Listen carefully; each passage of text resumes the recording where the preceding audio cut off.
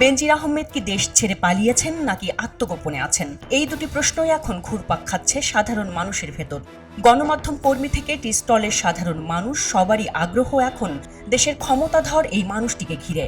অসম্মানজনক অসত্য সংবাদ কেন পরিবেশিত হলো? বেনজির আহমেদ কি ব্যাংক অ্যাকাউন্ট থেকে টাকা তুলে বিদেশে চলে গেছেন? সাংবাদিকদের এমন এক প্রশ্নের উত্তরে ৩১ মে আওয়ামী লীগের সাধারণ সম্পাদক ওবায়দুল কাদের বলেছেন, এ বিষয়ে তিনি পরিষ্কার কিছু জানেন না। এরপর থেকে সবার সন্দেহ আরও বেড়েছে। সত্যিই কি ওবায়দুল কাদের কিছু জানেন না? এদিকে স্বরাষ্ট্রমন্ত্রী আসাদুজ্জামান খান কামালও বলেছেন তিনি জানেন না বেনজির কোথায় আছেন। আমি এখনো কিন্তু সঠিক জানি না সে আছে কিনা, চলে গিয়েছে। ১ জুন সাংবাদিকদের এক প্রশ্নের জবাবে তিনি বলেন, বেনজির দেশে নাকি বিদেশে সে বিষয়ে আমাদের কাছে সুনির্দিষ্ট তেমন কোনো তথ্য নেই। যদি স্বরাষ্ট্রমন্ত্রীর কাছেই কোনো তথ্য না থাকে তাহলে আর সাধারণ মানুষ জানবে কি করে আসল তথ্য? দেশের সংবাদ কর্মীরাও আছেন একটা গোলক ধাঁধার ভেতর। তাহলে কি বেনজির আহমেদ জাদুকরের মতো উধাও হয়ে গেলেন, বা হলিউডে সিনেমার সুপার হিরোদের মতো? এমন প্রশ্নও জাগতে শুরু করেছে সাধারণ মানুষের মনে।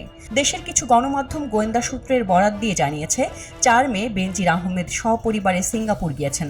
যদি তাই হয়ে থাকে তাহলে প্রশ্ন জাগে, পুলিশের সাবেক এই মহাপরিদর্শক কি আর দেশে ফিরে আসবেন? হাজার কোটি টাকার দুর্নীতি, গরিব মানুষের জমি দখল, ক্ষমতার অপব্যবহারের অভিযোগ থেকে কি হাসতে হাসতেই পার পেয়ে যাবেন? এর দায় কে নেবে, বাংলাদেশ পুলিশ নাকি সরকার? এ বিষয়ে স্বরাষ্ট্রমন্ত্রী আসাদুজ্জামান খান কামালের সোজাসাপটা ভাষ্য, বেনজির আহমেদের অপরাধের দায় পুলিশ বাহিনী নেবে কেন? তার ব্যক্তিগত অপরাধের দায় কেউ নেবে না।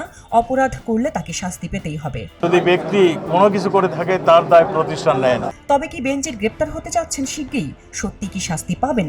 এক্ষেত্রে অবশ্য ভিন্ন কথা বলেছেন আওয়ামী লীগের সাধারণ সম্পাদক ওবায়দুল কাদের। তিনি গ্রেপ্তার প্রসঙ্গে বলেন, দুদক যদি মামলা করে, মামলা করার পর আদালত ঠিক করবেন কখন গ্রেপ্তার করবেন, জেলে পাঠাবেন। সব বিচার প্রক্রিয়ার মাধ্যমে হবে। আমরা সরকার কি আদেশ দেব? তাহলে কি সরকারও দায় নিতে চাচ্ছে না?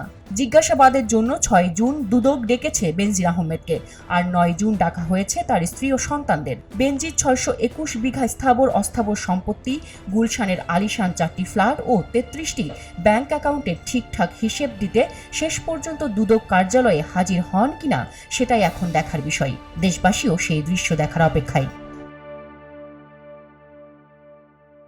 এলো মুক্ত চিন্তার স্বাধীন দৈনিক খবরের কাগজ।